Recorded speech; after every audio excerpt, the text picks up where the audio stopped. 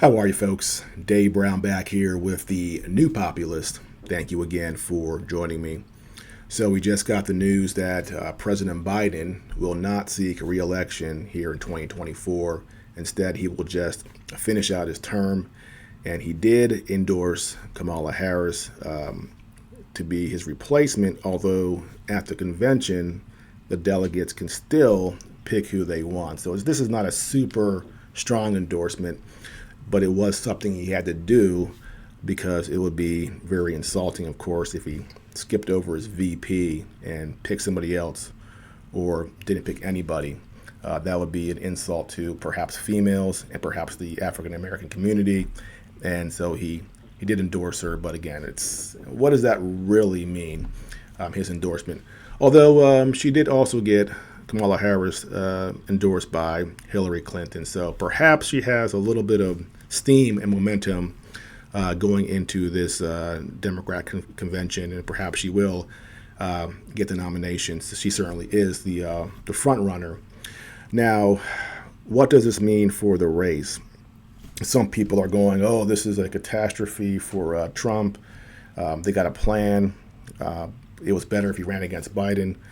People are saying the opposite. This is great for Trump. And the answer is really, it's not a big deal one way or another. Biden was polling the best, but of course he's been falling apart, his dementia. And Democrats basically were like, okay, we're not going to win with this guy. I guess we can take a chance with somebody else. It doesn't mean it's going to work out. It could be even worse, but we're taking a chance. So they're taking a chance with Kamala Harris.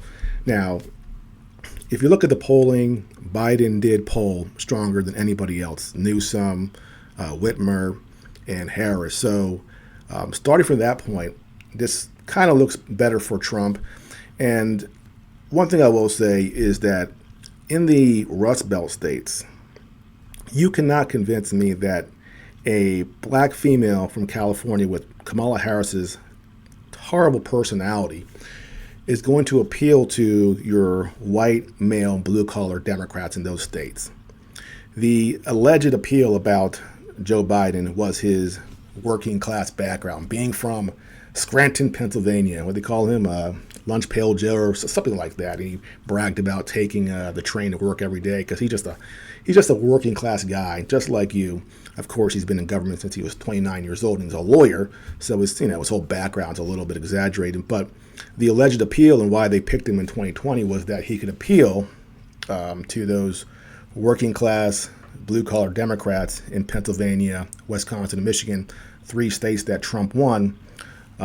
They were hoping that Biden would appeal to them, and that would change the calculus there, and win Democrats the election, in 2020, of course, so we can, talk about what really happened in 2020.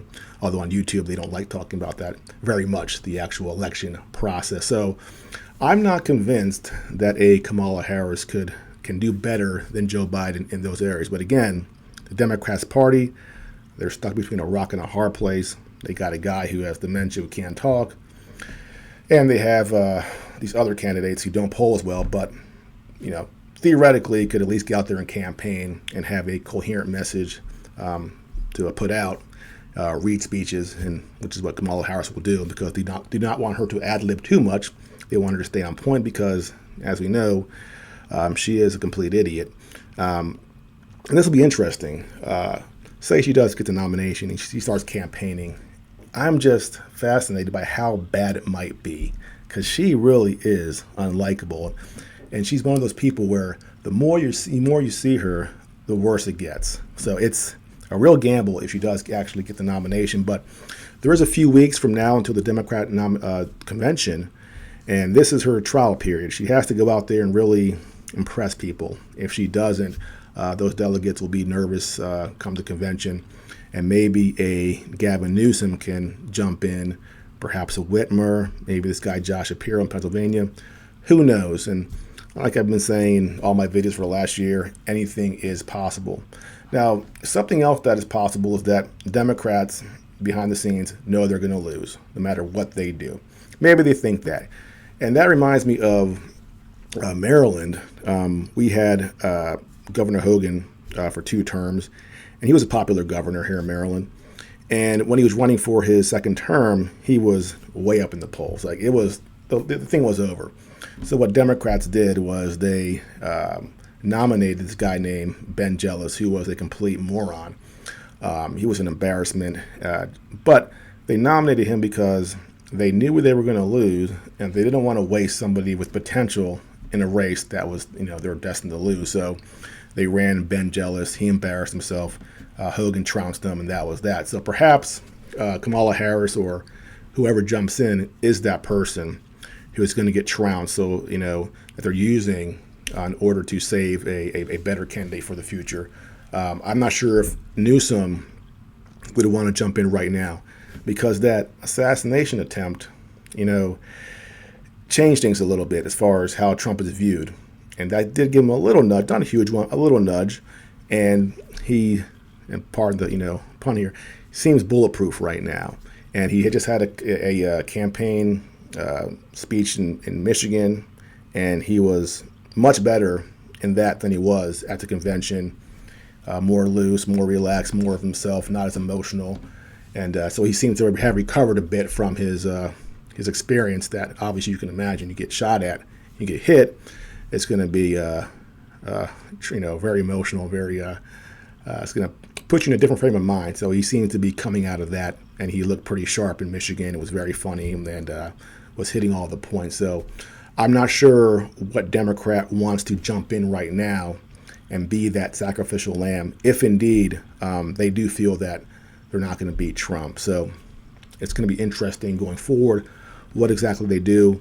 And, again, there's no master plan. I know that there's a deep state. They are scheming. We know they scheme, but they aren't geniuses. And within the deep state, within the establishment, you have different factions. They're all fighting it out, trying to get control. And we saw the Democrats. We saw the pro-Biden people coming out and defending Biden, and the other ones, were attacking him. And so they're within the Democrat Party, there isn't unity. They're all fighting. And we're going to see a little more of this as the different candidates make their case. You're going to have the side that goes, hey, it's Kamala Harris's turn. She was the VP. She's a woman of color. How dare you skip over her? And then you'll have the other people going, oh, she's an idiot. Please just bring in Newsom. That would be a better choice. And they're going to be fighting. So there is no unity, even in the deep state. They have their different factions, and they're all fighting it out. And a lot of them, they're not that bright. Nancy Pelosi, not a genius. Kamala Harris, clearly not a genius. Joe Biden, he's not even here anymore. So don't think that these people are that smart. They're playing a hand, because they have no other hands to play. That's what they're doing right now. And it's no indication that they have a real strong master plan that's going to beat Trump. They may not, and they probably don't. They're just taking a chance and doing what they can do because they have no other options. So buckle up. Well, that's it for now. If you're new to my channel, please like and subscribe, and I will see you next time.